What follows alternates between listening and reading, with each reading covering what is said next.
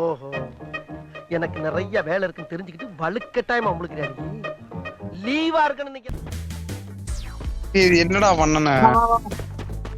அட இருடா. காலையில என்ன விளையாட்டு காட்டுறாங்க, எப்படி எல்லாம் சோதிக்கிறாங்க, பொழுது விடிய விட மாட்டேங்கிறாங்களே ஐயா. சரி தாண்டு இப்ப கிராஸ் அந்த ரோஸ்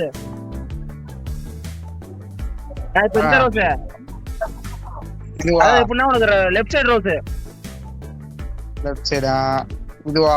அப்படி நேரா பச்சை பச்சையா? அடி தாண்ட ஆடா பைத்திய காணோம்.